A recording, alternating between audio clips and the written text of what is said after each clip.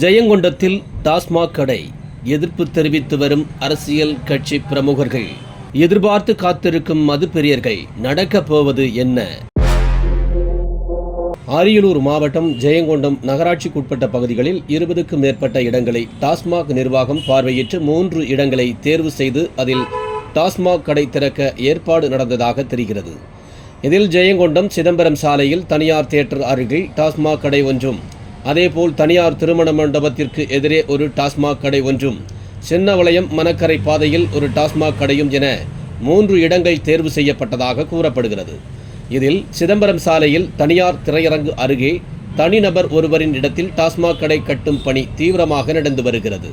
அந்த கடையின் அமைப்பானது 2 அறை கொண்ட கட்டிடம் எழுப்பப்பட்டும் அதனை சுற்றிலும் தகர சீட்டுகளால் 10 அடிக்கு மேல் உயரத்தில் மறைப்பு ஏற்படுத்தியும் சிலாப் சுவர் எழுப்பியும் பணிகள் விறுவிறுப்பாக நடைபெற்று வருகிறது. மேலும் அந்த கடைக்கு உய்யகொண்டான் ஏரி வழியாக பாதை அமைத்து மதுப்பிரியர்கள் செல்வதற்கு ஏதுவாக ஏற்பாடும் நடைபெற்று வருவதாக தெரிகிறது. இந்நிலையில் ஜெயங்கொண்டம் நகராட்சிக்குட்பட்ட பகுதிகளில் டாஸ்மாக் கடை திறப்பதற்கு பொதுமக்கள், சமூக ஆர்வலர்கள், பல்வேறு அமைப்பை சார்ந்தவர்கள், பாஜக, பாமக, நாம் தமிழர் கட்சி உள்ளிட்ட பல்வேறு அரசியல் கட்சி பிரமுகர்கள் என ஏராளமானோர் எதிர்ப்பு தெரிவித்து வருகின்றனர். மேலும் இதுகுறித்து பாமக ராமதாஸ் அவர்கள் இதற்கு எதிர்ப்பு தெரிவித்து அறிக்கையும் வெளியிட்டுள்ளார். மேலும் இது சம்பந்தமாக டாஸ்மாக் கடை திறக்க கூடாது என வலியுறுத்தி பாஜக மாவட்ட தலைவர் டாக்டர் பரமேஸ்வரி ஆனந்தராஜ் கடந்த சில தினங்களுக்கு முன்பு அரியலூர் மாவட்ட கலெக்டர் அலுவலகத்தில் கடையை திறக்க எதிர்ப்பு தெரிவித்து மனு ஒன்றை அளித்துள்ளார். அந்த மனுவில் கடையை திறந்தால் ஒப்பாரி போராட்டம், கல்லறி போராட்டம் நடத்துவோம் எனவும் எச்சரிக்கையை விடுத்திருந்தார். அதேபோல் அதனை கண்டித்து ஜெயங்கொண்டத்தில் ஆர்ப்பாட்டமும் நடைபெற்றது.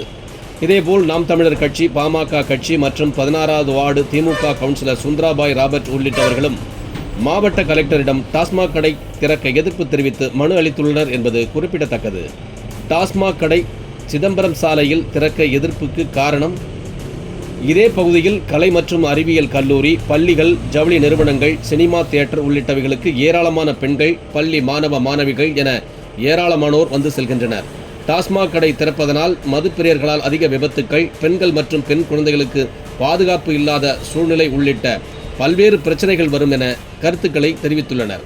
இந்த கடையானது கட்டி முடிக்கப்பட்ட பிறகு அதிக எதிர்ப்புகள் கிளம்பினால் அந்த இடம் குடோனாக வாடகைக்கு விட்டுவிடலாம் எனவும் முடிவெடுத்து பணிகள் விறுவிறுப்பாக நடைபெற்று வருகிறது என்பது குறிப்பிடத்தக்கது. இதுபோன்ற செய்திகளை உடனுக்குடன் தெரிந்து கொள்ள சோழ தேசம் நியூஸ் சேனலை லைக் பண்ணுங்க, ஷேர் பண்ணுங்க, சப்ஸ்கிரைப் பண்ணுங்க.